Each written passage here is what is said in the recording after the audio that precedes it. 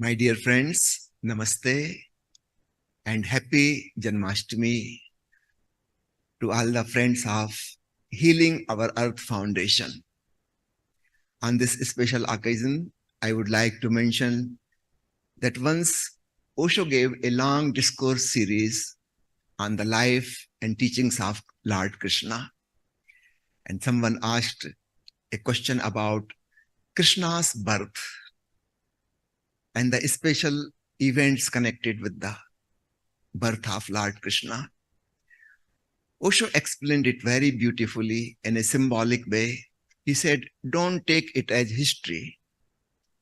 These incidents that he was born in the darkness of the night and his life was in danger and he faced many dangers in his early childhood, but he survived. All these things are symbolic. The similar things also happened in Jesus Christ's life. He was also born in the dark night, and there were all the dangers. The king of Jerusalem has declared to kill all the newborn babies. The similar story is about the uncle of Lord Krishna, Kans.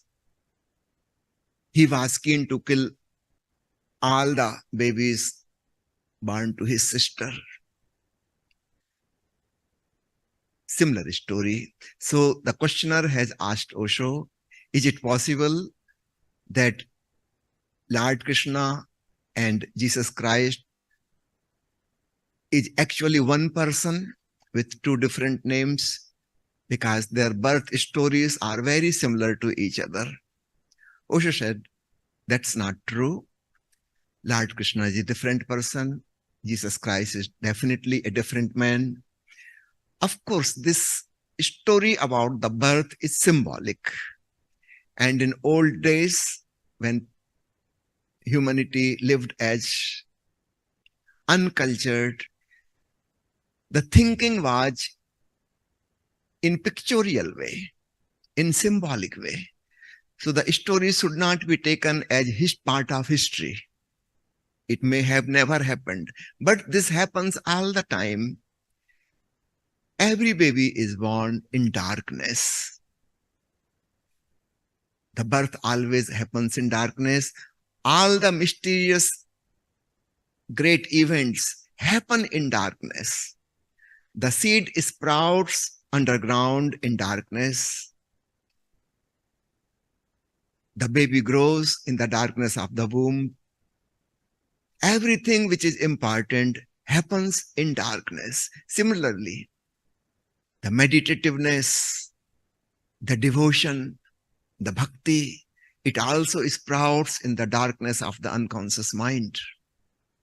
This is not something logical or intellectual which can happen in the conscious mind. It comes from within. All the great experiences come from within. So everything which is born is always born in darkness. Darkness is the womb through which great mysteries appear and take birth. So this should be taken as symbolic. Similarly, the danger of death is always there. Once a baby is born, he may die any moment, next moment. Death is always there. Everyone is facing death again and again and again. So the same story goes with Lord Krishna, the same story goes with Lord Jesus Christ. Don't take it as historical, but it has symbolic value. This happens with everyone. Once the life is there, it is always in danger of death. Any moment, it can disappear. But Lord Krishna survives. He faces many challenges. He faces death in many, many different forms, but he survives. This means he is growing in awareness, in consciousness. He is knowing the immortality of his being.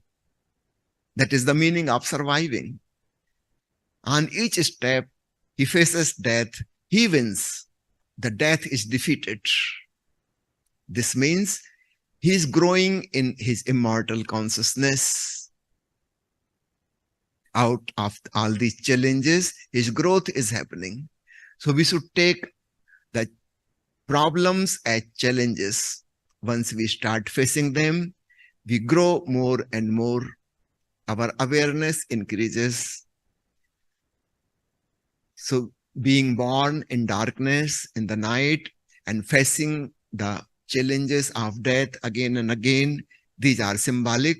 So this is not something which happens only with Krishna or Christ. This happens with everyone. It is always happening. But the important point is Krishna or Christ survives.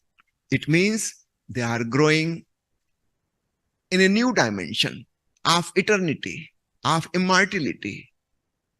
Of course, their bodies also died. The body is bound to die. But there is something else also. Apart from this body and mind and heart, we have an eternal soul inside, at the center of our being. If we know that, the soul becomes victorious. Of course, the body will disappear one day, but the soul will continue its journey. So this is the symbolic meaning that Krishna faces death in many, many different ways, but each time he survives. One more point, Krishna was born in a very bad situation, in a jail created by his own mama, Kans. We are all born in jails. Just by birth, we are not independent. We are not free. We have to work upon ourselves. Only then we can become free. So Krishna is born in a prison. This is also symbolic. Every human being is born in a prison. All the animals are born in prison. For animals, in Hindi, we call them Pashu. Pashu means that who is in Pash. Pash means the prison, the bondage. We are also in the bondage. But we can grow out of it. An animal cannot grow out of it. It is impossible. But for human being, it is possible to become free. Very rarely some people become free. A Krishna, a Christ, a Buddha, a Mahavira. Very rarely, 1 in a billion probably, becomes free. Rest of the people live in bondage. That bondage is not visible from outside, but it is inside. You are bound with your own knowledge,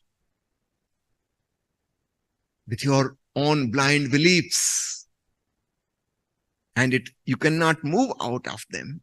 That is the meaning of a prison. Your own thoughts have become the bricks of the wall of the prison around you, and you have made it yourself. Self-made prison. But we can become free. If a Krishna can become free, if a Buddha can become free, every human being can become free. So take these as metaphor, as symbols, as poetries. In old days, people used symbolic language, pictorial language. In our childhood, our mind still thinks in pictorial language. And even after growing up, our subconscious mind thinks in pictorial way. When you dream, your conscious mind goes to sleep, but the subconscious mind starts functioning and you start seeing pictures as if a film, a movie is going on, a serial is going on in the inner television. Why? The subconscious mind, which is 88% of our mind, still experiences as our ancestors millions of years ago, they used to experience. They did not know the language. The language was not yet developed. They don't have words.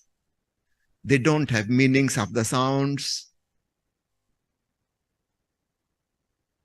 No verbal communication was possible, but still they were dreaming. We still dream in the same way as billions of years ago human beings used to dream. During our daytime, we are using the verbal, the language, the words with meanings. They are only in the superficial 12% of our mind.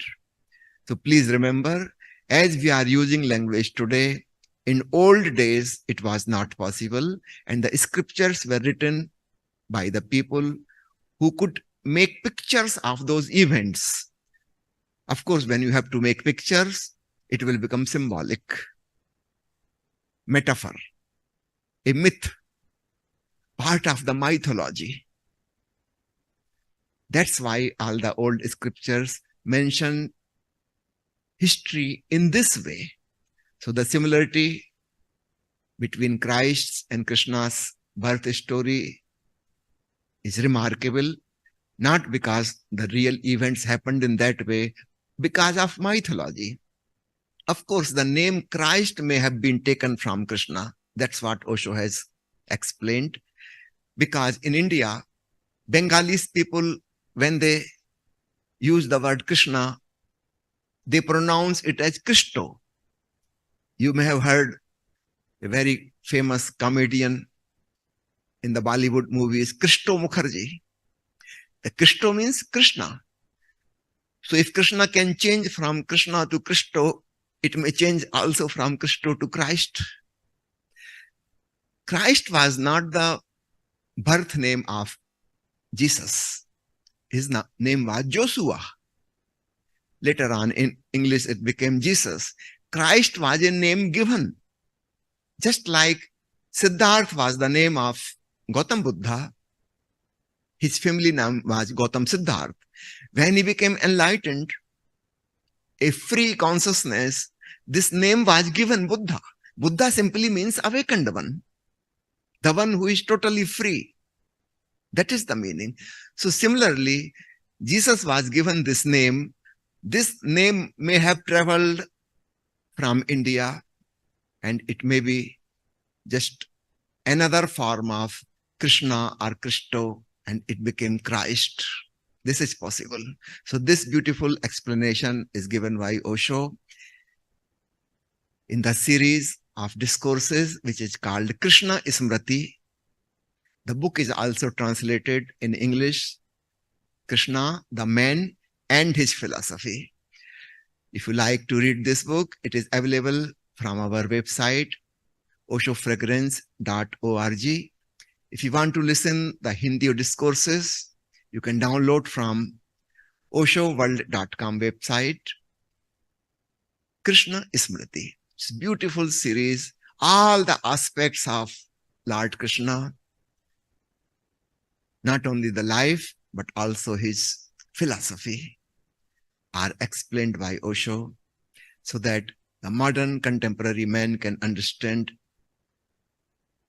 Thank you very much for giving me this opportunity to share my feelings with you. Again, happy birthday of Lord Krishna. And this should become birth of Krishna consciousness in each one of us. Thank you again very much.